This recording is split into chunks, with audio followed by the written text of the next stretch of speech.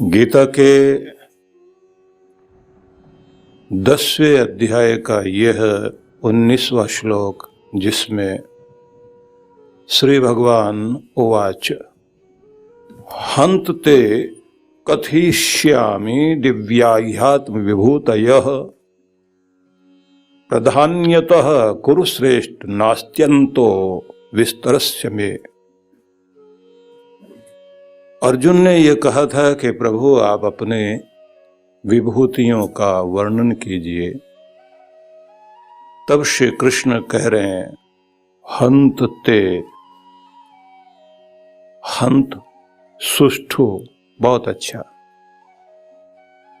अब मैं अपनी दिव्य विभूतियों का प्रधान रूप से कथन करूंगा, क्योंकि हे अर्जुन, उनके विस्तार पूर्वक वर्णन का कोई अंत नहीं है। नास्ति अंतो विस्तरस्य में, इनका कोई अंत नहीं है, अपरंपार है इन विभूतियों की महिमा। तो भी मैं इनके विषय में कहूंगा। तो सबसे पहले हम ये जान लें कि ये विभूति का मतलब क्या होता है। भूति का अर्थ होता है होना। कोई भी ऐसी चीज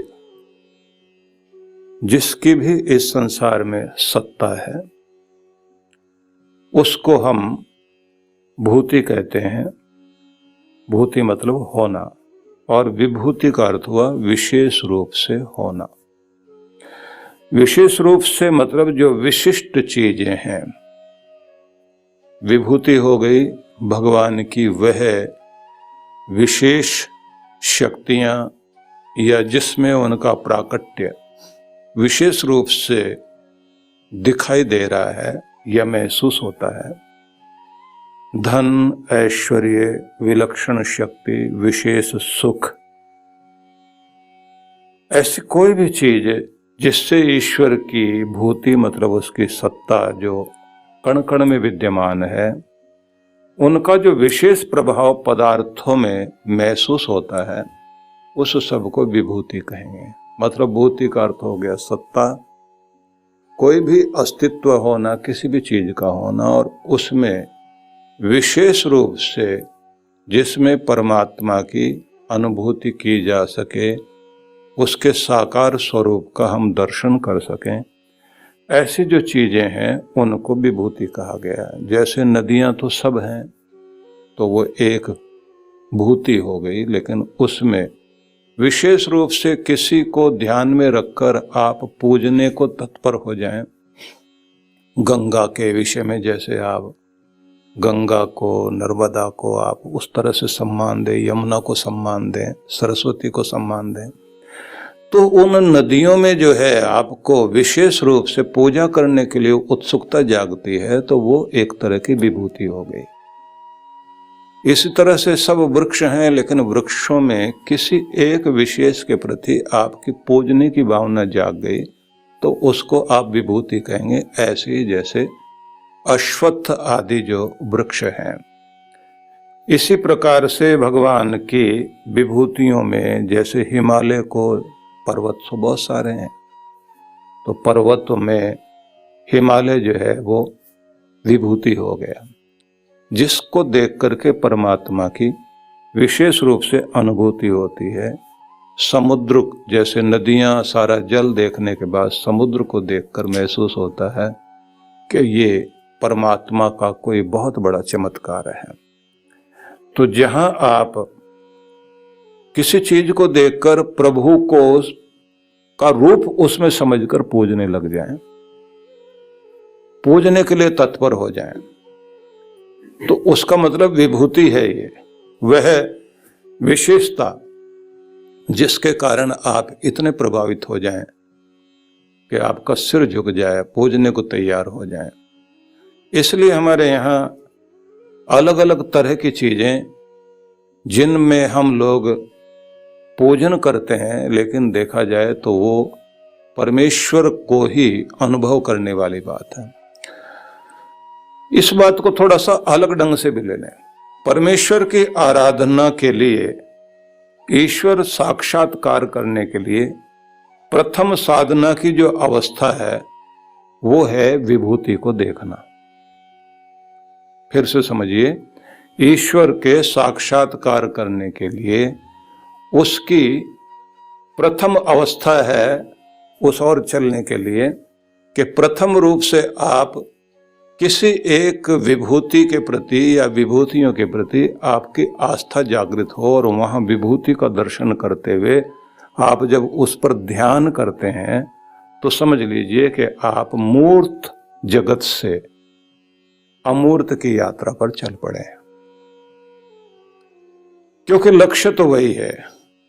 आप आत्म रूप हैं, अपने आत्मा को समझिए, और आत्मा जो है वो शरीर धारण करके इस संसार में व्यवहार कर रहा है, लेकिन संसार उसका लक्ष्य नहीं है। संसार के स्वामी को प्राप्त कर लेना आत्मा का लक्ष्य है। आत्मा का लक्ष्य परमात्मा को प्राप्त करना है, लेकिन ये बात ध्यान रख लीजिए कि जब तक वह संसार में पड़ा हुआ है तो संसार की आसक्ति के कारण उसको सुख दुख की अनुभूति होती है। किसी के प्रति आसक्ति है, उसके मरने की खबर सुनते ही आपको दर्द होता है, और वैसे कोई किसी के विषय में पता लग जाए कि उसकी डेथ हो गई और उससे आपका कोई लेना देना नहीं था, आपका कोई लगाव नहीं है, आप उसके लिए इतना ही कह सकते हैं कि भगवान उसकी आत्मा को शांति दे, लेकिन आपको कोई न सुख होता है न दुख होता है। जितनी जितनी आसक्ति होती है उतना उतना सुख दुख होता है। संसार के प्रति जैसे जैसे हमारी आसक्तियां बढ़ती चली जाती हैं तो हम संसार में रमण करने लग जाते हैं, फंसते चले जाते हैं। आत्मा इसी तरह से संसार में बंधा हुआ है, और बंधा हुआ है तो वो दुखी है, लेकिन उसका लक्ष्य है परमात्मा। परमात्मा से जितना जितना जुड़ता चला जाएगा उतना उतना संसार से मुक्त होगा, और परमात्मा से जुड़कर उसे परमात्मा में जो उनकी विभूतियां हैं, उनके गुण, उनकी दिव्यताएं, उनकी जो आनंद देने वाली चीजें हैं, वो सब जीव को प्राप्त होने लग जाते हैं। वहां से हम लेते हैं और फिर संसार में बांटते हैं। किसी व्यक्ति में, महान पुरुष में इतनी शांति है कि अशांत को शांत कर दे, तो वो भी तो कहीं से लेकर आए ना। गंगा में पानी बह रहा है लेकिन अपना नहीं है, वो तो आ रहा है, हिमालय से आ रहा है, समुद्र में जा रहा है। तो ऐसे आपके अंदर जो कुछ भी आ रहा है, विशेषताएं आ रही हैं, तो या तो फिर संसार में रम जाते हैं तो संसार का उतार चढ़ाव आपको आता है, तनाव दुनिया का मिल गया। और जैसे आप परमात्मा से जुड़ गए तो परमात्मा की शांति, उसका आनंद, उसका प्रेम आपको मिलने लग गया। इसलिए हम लोग तो एक ऐसे कैरियर बन गए हैं, कभी हम इधर से कुछ ग्रहण कर रहे हैं, कभी उधर से कुछ ग्रहण कर रहे हैं। इसलिए जो लोग थोड़े अलग तरह के होते हैं, जिनमें ज्यादा शांति, ज्यादा प्रेम है, ज्यादा दया है, ज्यादा करुणा है, ज्यादा दानशीलता है, लोग कहते हैं इस दुनिया का इंसान नहीं लगता है, वो अलग दुनिया का लगता है। क्योंकि इस दुनिया का तो आदमी दुनिया में फंसा बैठा है, इतना फंसा बैठा है कि रात दिन अगर वो ईर्ष्या द्वेष में, बदले में, क्रोध में, हिंसा में आ गया तो रात दिन उसे बदला लेने की भावना ही समझ में आएगी। अब इसने मेरे साथ ऐसा किया तो अब मैं भी इसको मजा चखाऊंगा। अब इस चीज को लेकर जिंदगी चली जाती है। और फिर लोग ऐसे भी हैं जो आगे अपनी पीढ़ियों तक के लिए वही बीज बोकर जाते हैं कि ये लड़ाई कहीं खत्म नहीं होनी चाहिए, इसको जारी रखना। तो वो एक तरफ लग गए, वो घृणा की, नफरत की, हिंसा की एक चीज में चल पड़े हैं, और उसी तरह से उनको बना दिया गया। फिर उनको ये कहा जाता है कि तुम इस तरह से जानवर को काटना, मारना, खाना, शिकार करना कि तुम्हारे अंदर की हिंसक वृत्ति और जागृत हो जाए। उसको फिर ऐसे काटना, वो भी एक व्यवस्था दी जाती है। छोटे बच्चों को दिखाया जाता है कि तू अब इस छोटे से पक्षी को मार, फिर बड़े को खत्म कर। उसके अंदर वो क्रूरता जगाई जाती है जिससे उसके अंदर खून देख करके कोई किसी तरह का दया भाव न जाग जाए, और फिर वो क्रूरता आती चली जाती है।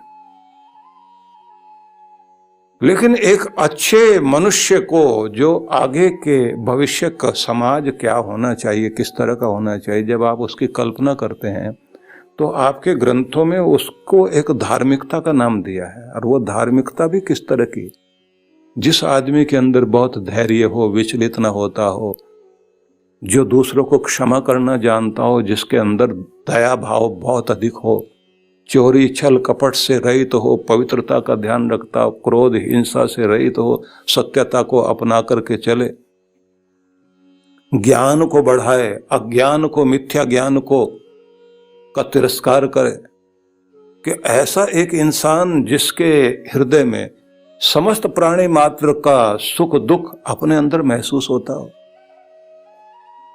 जो अपने लिए भी जीता हो लेकिन दूसरों के लिए भी जीता हो। इसको हमारे यहां धर्म कहा गया, और कहा गया ऐसा समाज हम चाहते हैं और ऐसा व्यक्ति हम चाहते हैं। वहां यह नहीं कहा गया कि ये चिन्ह पहने तो वो धार्मिक है, और ये आगे चल करके झगड़े कर लिए आदमी ने कि भगवान का हम तो ये रूप मानते हैं, इसको मानने वाले जो है वो हमारे हैं, इससे विपरीत वाले उनको हम नहीं मानते, वो भगवान को मानते हैं, उनको तो दुनिया में नहीं रहना चाहिए। बस ऐसा कह करके झगड़े खड़े कर दिए गए। इसलिए आपकी जो धर्म की परिभाषा है वो बहुत अद्भुत है, और उस परिभाषा का मतलब है कि एक ऐसे मनुष्य की कल्पना आप करते हैं, एक ऐसे समाज की कल्पना आप करते हैं, ऐसा व्यक्तित्व चाहिए। और कमाल ये है कि ये इस तरह के लोग जो लोगों के बीच में जाके समाज के बीच में न रहते हों और कहीं अकेले रह रहे हों, उनके अंदर आप देखेंगे या तो बहुत क्रूर हो जाएंगे या बहुत सच्चे दयालु हो जाएंगे।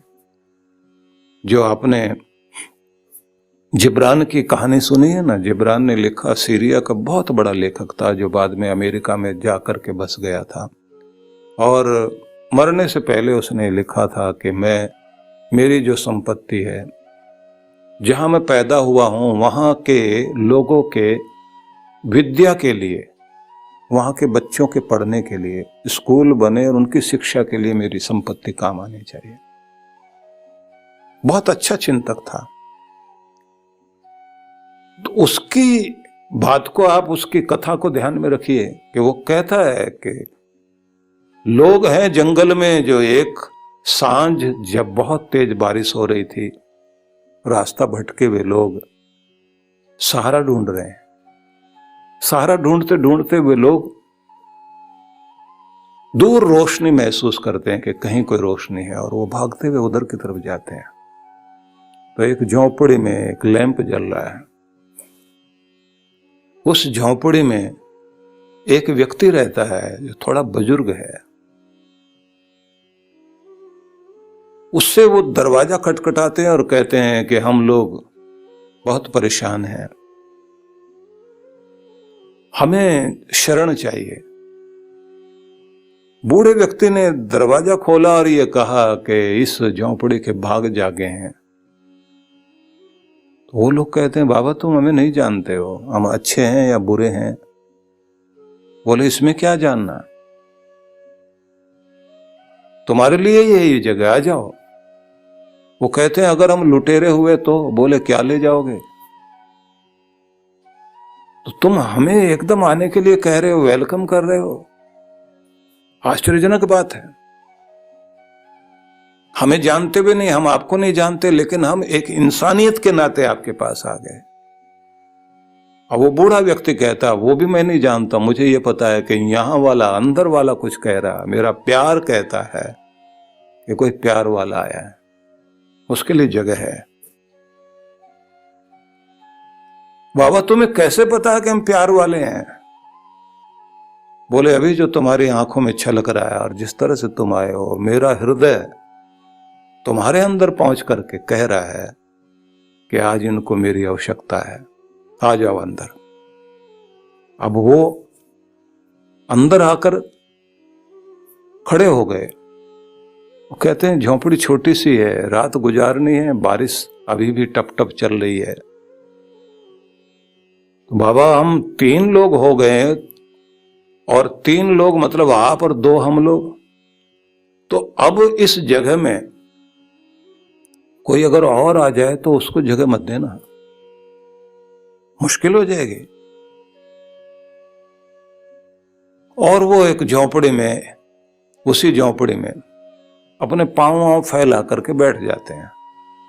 इतनी देर में कोई एक और आया, उसने दरवाजा खटखटाया और वो आकर के कहता है शरण मिलेगी, द्वार खोलिए। अब ये उठ के भागता और वो दोनों लोग जो है मना करते, नहीं नहीं मत खोल देना, चोर लुटेरा हो सकता है। तो बूढ़ा आदमी उनकी तरफ देख करके आश्चर्य करता है कि आप ये किस तरह की भाषा बोलते हैं। यहां कोई आएगा तो प्यार लूटने के लिए आएगा, ये प्रेम का मंदिर है, ये प्रेम का स्थान है। नहीं, पर अंदर जगह भी तो नहीं है। बोले पहले जगह यहां होती है दिल में, बाद में इसमें निकलती है।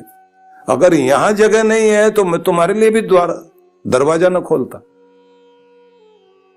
और वो ऐसा कह करके द्वार खोलता है और एक व्यक्ति सर्दी से कांपता हुआ अंदर आता है और बूढ़ा व्यक्ति उसको अपना कपड़ा देकर कहता है अब कुछ ठीक लग रहा है।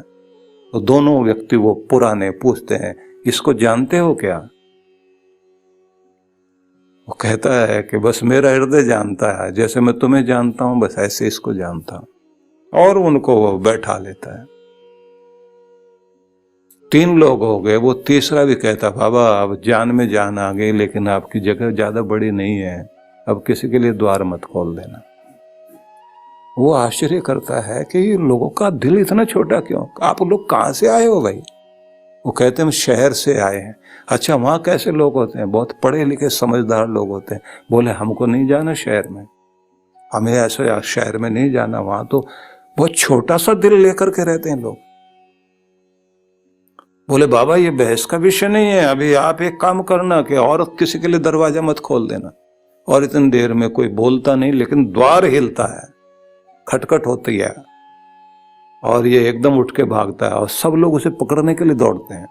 रुक जाओ, अब किसी के लिए द्वार मत खोलना। और ये एकदम द्वार खोलता है और कहता है कि जो असली था वो तो रह गया था बाहर, और देखा उसका बकरी का बच्चा वो दरवाजे पर मुंह लगाकर खटखट कर रहा है। अब ये उसको अंदर आने के लिए कहता आ जाओ।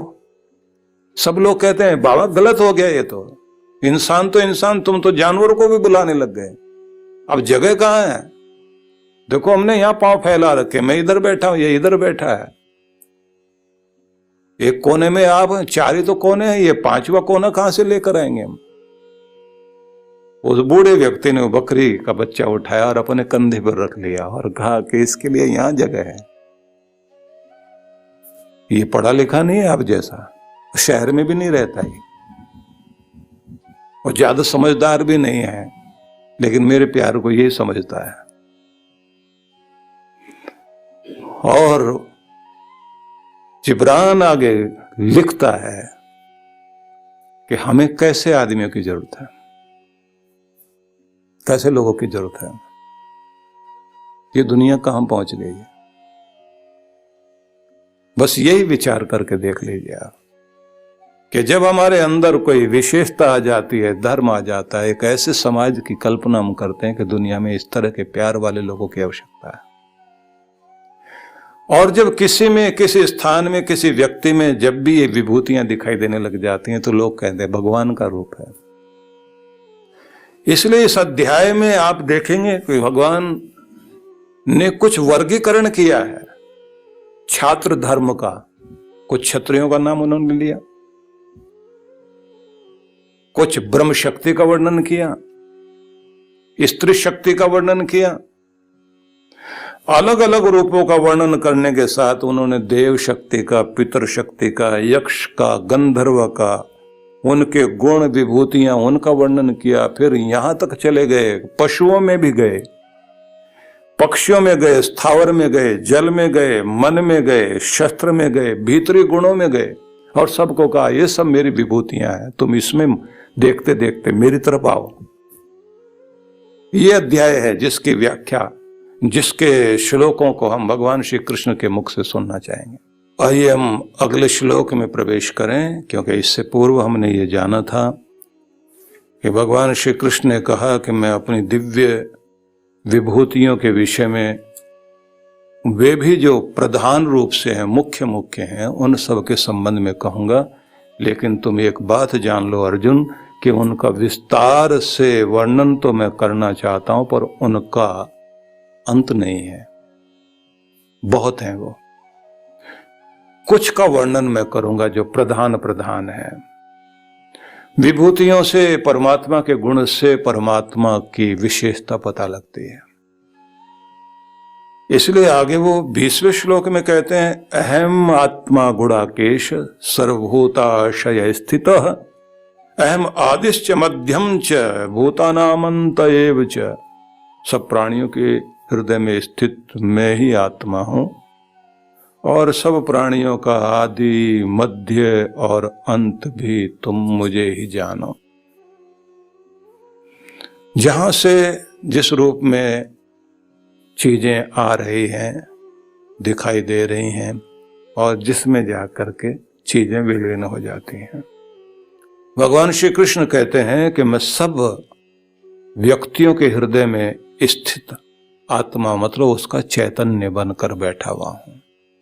मैं ही आदि, मध्य और अंत हूं।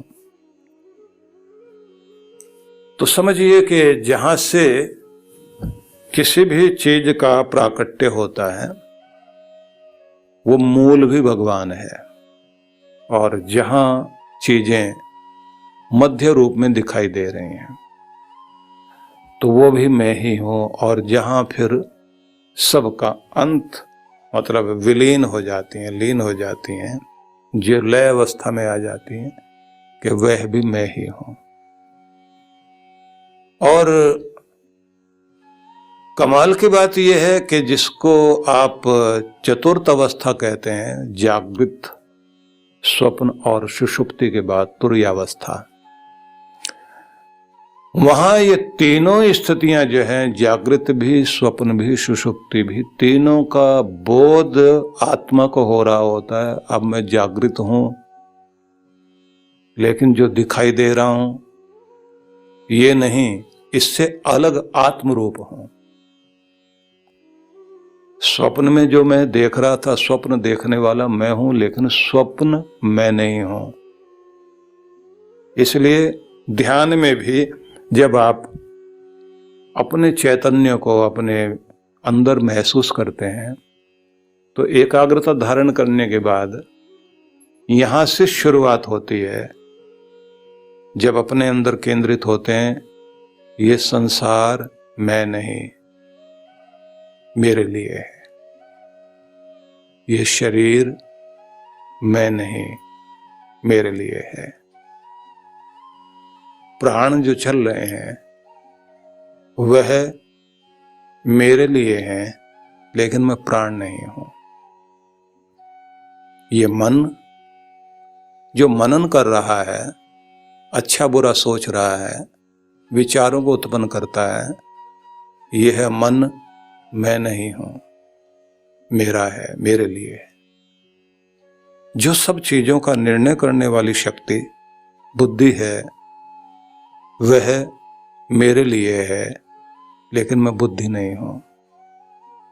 अब फिर दोबारा दोहराता है, शरीर नहीं, प्राण भी नहीं, मन भी नहीं, मैं बुद्धि भी नहीं हूं, अंतःकरण भी नहीं हूं, इन सब से काम लेने वाला चैतन्य हूं। मैं अपने चैतन्य को अनुभव कर रहा हूं। मैं प्रकाश रूप हूं, चिन्मय रूप हूं, चैतन्य हूं। मेरा प्रकाश इस शरीर में फैल रहा है, मैं इसको धारण करने वाला आत्म रूप हूं। इस तरह से आप स्वयं को अनुभव करते हैं, और जैसे जैसे आप अपने आप को अनुभव करते हैं तो ये महसूस होता है कि सब अवस्थाएं आ रही हैं, जा रही हैं, सुख दुख हो रहा है, शरीर में हो रहा है। जितनी जितनी पदार्थों की आसक्ति है, उसके अनुरूप हमें उनके मिलने की खुशी, बिछड़ने का गम। इसी तरह से मैं जितना अटैच्ड हो जाता हूँ दुनिया से, उतना उतना उनके साथ में उनकी अनुभूति करता हूँ। और जैसे मैं इससे अलग हट जाता हूं तो फिर मुझे कोई किसी तरह का सुख दुख नहीं रहता। और इस अवस्था को कहा जाता है कि जैसे आप किसी फिल्म का पर्दा, वो जो स्क्रीन है, उस पर दृश्य देख रहे हैं। वो दृश्य क्या है? फिल्म शुरू हो गई। अब फिल्म के साथ आप उस नायक के साथ स्वयं को जोड़ लेते हैं, हीरो के साथ, अभिनेता के साथ स्वयं को जोड़ लिया।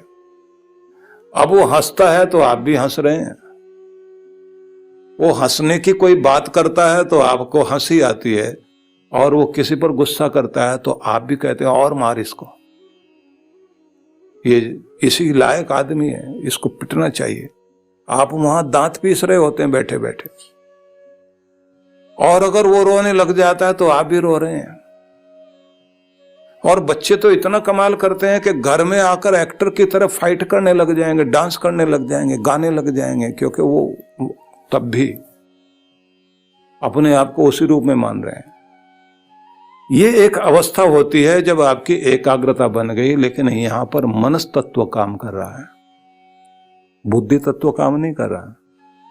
बुद्धि अपनी जगह बैठी हुई, वो कह रही इसको मजा लेने दो, जब ये बाद में समझना चाहेगा तब हम अपना रोल अदा करेंगे। तो बुद्धि दूर खड़ी हुई है। तो ये आपकी उसी तरह की अवस्था है, कल्पना की अवस्था, जैसे स्वप्न की अवस्था होती है। मजा तब आता है जैसे आपकी बुद्धि जागृत होती है, और उसके बाद में कोई भी जगह, कोई भी आके कहे कि ये कर क्या रहा, तो ऐसी फिल्म देख करके आया हूं साहब, अभी तक भी रोना आ रहा मुझे। तो व्यक्ति कहता है कि ना तो वो भी नकली रो रहा था जो एक्टिंग कर रहा था, उसको भी नकली घाव लगा हुआ था, वो तो बाद में बैठ करके जो है अपना आराम से खा पी रहा है, और तू क्यों दुखी है? तब व्यक्ति को बुद्धि काम करने लग गई। नकली फिल्म, नकली अभिनय, नकली सारी चीजें, और मैं असली में रो रहा हूं। और फिर कुछ दोस्त आते हैं और वो जोर से हंसते हैं और हंस करके कहते हैं ये बड़ा पागल है। वो एक खेल था, देख लिया, देखने के बाद अब उसमें दुखी क्यों होना? फिर ये भी कहता कमाल है, मैं तो उसमें इतना लीन हो गया था। अब कुछ साल बीतते हैं तो उसके बाद वो खुद बताता है कि मैं तो फिल्म देखने गया था तो मेरी तो हालत ऐसी हो गई थी। बुद्धि ने काम लिया तो आप उस कल्पना लोक से बाहर आ गए। लेकिन जब तक आपका मनस तत्व तो काम कर रहा था, लेकिन आपका बौद्धिक स्वरूप जागृत नहीं था, तब तक आप उस नकली चीज को भी असली मान रहे थे। इसी तरह चलते चलते सारी अवस्थाओं के पार जैसे व्यक्ति जाकर तुरीयावस्था में आ जाता है। तुरीयावस्था के भी बाद कहते हैं कि वो ध्यान अवस्था, सिद्धावस्था है। उसमें भी जाने के बाद में फिर ये भी चीज खत्म हो जाती है, लेकिन उसके विषय में भी विस्तार से अलग से ही वर्णन किया जा सकता है। कृष्ण भगवान तो कहते हैं मैं ही आदि हूं, मैं ही मध्य हूं और मैं ही अंत हूं। लेकिन ये सारी चीजें जो दुनिया में मध्य में प्रकट हो रही हैं, तुम देख तो रहे हो, लेकिन सब मुझ में लीन हो रही हैं। मतलब भगवान में सारी चीजें आ रही हैं, बन रही है और मिट रही हैं। अब इसको इस तरह से देखना आप कि आपका जो वस्त्र आपने पहना है, ये वस्त्र पहले किस रूप में था? धागे थे उन धागों को भी आप सोचिए, वो भी किस रूप में थे? तो पता लगता कपास के रूप में थे। कब वो कपास किस रूप में थी जिस कॉटन से ये धागे बनाए गए? बोले वो किसी पौधे पर लगी हुई थी। अच्छा, तो फिर वो पौधा किस रूप में था? बोले पौधा पहले अंकुरित हो रहा था।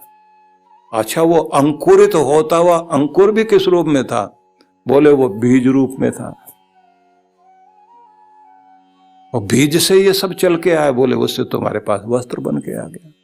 बोले फिर इस वस्त्र का क्या हुआ जो तुमने फेंक दिया? तो बोले फिर ये जब फेंक दिया, फट गया, तो फिर ये फेंक दिया गया तो ये उसके बाद गलना शुरू हो गया। गला तो फिर ये क्या हुआ? बोले मिट्टी हो गया। मिट्टी हुआ तो फिर क्या हुआ? बोले इसके सारे के सारे जितने भी इसके तत्व थे, पार्टिकल्स थे, वो सारे के सारे अणु सब जाकर के मिल गए मिट्टी में मिट्टी हो गए। बोले क्या वो फिर नष्ट हो गए? बोले नहीं, नष्ट नहीं हुए। क्या रहा? बोले जमीन के अंदर थे, उन्हें अलग करके देखा जा सकता है? बोले नहीं, हम नहीं देख सकते। तो फिर क्या हुआ उनका? बोले वो अंकुर के साथ, बीज के अंकुर के साथ उस पौधे के अंदर से होते होते फिर वो फूल बन गए, कपास बन गए, और फिर धागा बना, और फिर वस्त्र बनकर आ गए। बोले इसे क्या कहते हैं? बोले ये सत्ता, ये भूति है। और जब वो प्रकट होकर दिखाई देते, बोले वो फिर विभूति है। इस तरह से संसार में चीजें आती हैं, क्योंकि वही परमात्मा ही आदि है, वही मध्य है, और वही अंत भी है। उसी में जाकर मिल जाते हैं। इसलिए प्रकृति जो विकृति बन जाती है, सृष्टि बन जाती है, तो वो विकृति रूप ही हम सृष्टि रूप ही देख रहे होते हैं, और जो प्रकृति मूल रूप है वो हमें दिखाई नहीं देता। इसलिए उसको कहते हैं सत्ता वाली चीज। प्रकृति सत है और हम सब सतचित हैं। परमात्मा सतचित आनंद है, तो इसलिए वो सच्चिदानंद स्वरूप है। हमारा स्वरूप सच्चित स्वरूप है, प्रकृति का स्वरूप सतरूप है, परमात्मा का स्वरूप सतचित आनंद रूप है। इसको हम आनंद घन भी कह देते हैं। तो ऐसे रूप वाला जो परमात्मा है वही सर्वत्र है। और ये ध्यान रख लेना कि इसी को अनादि सत्ता भी कहते हैं। कुछ लोग कहते हैं अनादि सत्ता केवल एक है, परब्रह्म परमेश्वर, ब्रह्म सत्य। दूसरे कहते हैं कि नहीं, दो हैं, द्वैतवादी। जीवात्मा भी है और परमात्मा भी है। तीसरे कहते हैं कि अगर दो को मानोगे फिर तीसरे को भी मानना पड़ेगा। क्या वो तीसरा कौन सा है? बोले पहले तो ये हुआ कि ये संसार बनाया गया, किसके लिए? बोले जीवात्माओं के लिए। किसने बनाया? परमात्मा ने। जिनके लिए बनाया? का वो भी है, जिसने बनाया वो भी है, जिससे बनाया वो भी है। क्या कहना चाह रहे हैं? बोले परमात्मा ही है और कुछ नहीं है, क्योंकि उसने तो अपने अंदर से जाला बुना, संसार बुना। तो दूसरे ने कहा कि जाला बुना तो जाला तो है ना, और जिस चीज से बुना है वो भी तत्व है, और जिसके लिए बुना वो भी है। तो इस तरह से दर्शन के विवाद हैं। तो तीन अनादि सत्ता इसलिए कह दी गई, एक सत, एक चित्त, एक आनंद। आत्मा के पास में सत्ता भी है, चित्त चेतना भी है, बस उसके पास एक चीज नहीं है जिसके लिए वो बेचारा भटकता घूमता है, जिसके कारण वो परेशान होता रहता है। और वो क्या चीज है? उसके पास आनंद नहीं है। वो सुख के आनंद की खोज के लिए ही भटकता है, परेशान होता है। हर आदमी परेशान है, सुख चाहिए, शांति चाहिए, चैन चाहिए, खुश होना चाहता हूँ, खुश रहना चाहता हूँ, ऐसे दिन चाहता हूँ जीवन के जिसमें सिर्फ आनंद ही आनंद हो। तो आदमी खोज रहा है, जीव खोज रहा है आनंद को। इसलिए लोगों ने मंदिरों में खोजना शुरू किया, पहाड़ों में खोजना शुरू किया, तीर्थों में खोजना शुरू किया। कोई अपने अंदर समाधि लगाकर खोज रहा है। सब लोग एक ही चीज को खोज रहे हैं कि आनंद हमें जीवन में मिल जाए। कोई सत्ता में, कोई संपदा में, कोई संबंधों में, कोई सुरक्षा में आनंद ढूंढ रहा है, कोई संगठन में अपना आनंद ढूंढ रहा है, कोई राज सत्ता में आनंद को ढूंढ रहा है, कोई कहता निर्भयता प्राप्त हो जाए, निश्चिंतता प्राप्त हो जाए तो जीवन में आनंद आ जाए। लेकिन खोज सबकी एक ही है, आनंद मिलना चाहिए। और आनंद कहाँ है? जिसके चरणों में रखा हुआ है वो तो परमात्मा है। चाहता कौन है? जीवात्मा है। जीवात्मा ढूंढ रहा है कि मुझे आनंद मिल जाए। तो भगवान श्री कृष्ण कहते हैं मैं ही आदि मध्य और अंत हूँ, क्योंकि मेरे पास ही वह परम आनंद है।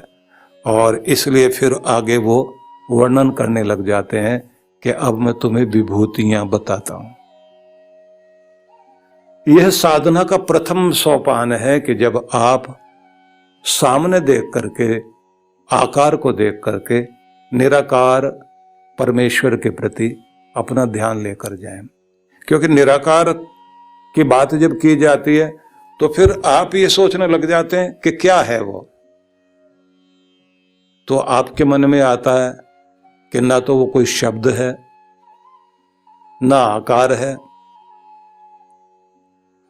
किस रूप में हम समझें? क्योंकि ना छुआ जा सकता, ना चखा जा सकता, ना देखा जा सकता, ना पकड़ा जा सकता।